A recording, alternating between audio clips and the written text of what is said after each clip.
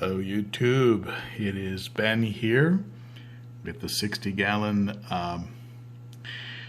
Juvie Hapnation tank, and today I'm going to be featuring the Nimbochromis linni, which is this character right up here, a fish that I'm becoming very fond of, who has a very unusual shape, very unusual snout, which is for a very specific purpose. This linni has some great markings already. You can see the markings on the tail, some nice coloration on the dorsal fin. So I have my fingers crossed that this is going to be a male.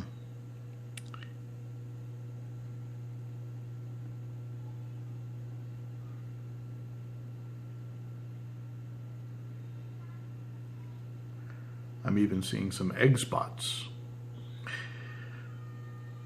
I was able to pick up some information on the linni at a couple web pages, and you can see them here. This time I went to the Cichlid homepage and my go-to cichlid-forum.com, both full of great info. The linni is a true ambush predator. What does that mean? An ambush predator will lay very, very still, waiting for his, in the wild, waiting for his favorite treat, young Buna, to come around, and he will then pounce, or he will use that snout of his to suck the Buna out from between rocks. That snout of his will actually slip within crevices and be able to remove young Buna fry that are hiding. He'll lay very, very still in an area where he knows, where he knows there are some Buna fry, and he will wait for them, remaining very, very still, blending into the rockwork, and then he will go ahead and either eat them directly or suck them out from between rocks with that little snout of his. They can get up to 14 inches. This will probably be the fish that drives me into a 220.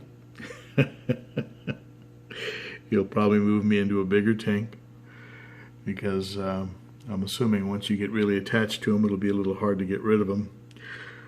But he is quite a good looker. Picked him up from Dave Estes over at Tampa-based Cichlids. He can look a little bit like a polystigma. I have a polystigma actually coming from Tampa Bay, along with a Christogaster. A Christogaster. Originally it was believed that what I have now as an intermedius was a Christogaster. This fellow up here was sent to me as a Christogaster, but it's turned out to be an intermedius, and Dave Estes has agreed to replace him free of charge with a Christogaster. So I'll be featuring him and the polystigma in a future video. But the polystig and the linni look a little similar in their markings. But of course, the snout of the linni makes him very, very distinct. So Nimbochromis linni, very, very interesting fish. I like fish with an unusual shape, and he certainly has a unorthodox shape with that snout of his. They can get rather large. You will need an aquarium, preferably upwards of 150 gallons or more, to really keep a fish that can get that large, up to 14 inches. All the other fish are doing very, very well. There'll be some changes going on over the next few weeks. I might be moving my my sand diver,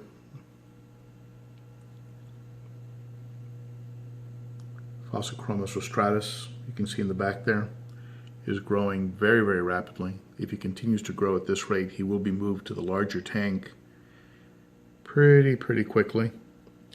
I'll probably be moving the 4 dolphins from the grow-out tank into this tank, along with the Synodontis catfish, the panda. I'll also be removing some fish from the larger tank. From the 135, I'll be removing some of the fish that are in there. But as you can see, all the fish here are doing well. There's the Fusco.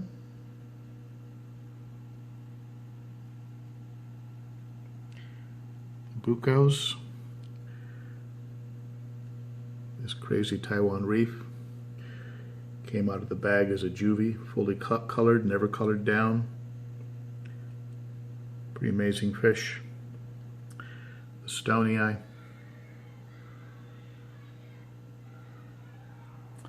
They're all looking great, and that's the update today on the linni, a fish that I'm looking forward very anxiously to watch him develop and start to get some color and reach some of the potential size. We'll see how big he gets with me stuffing him full of North Fin, and I've got high hopes for him.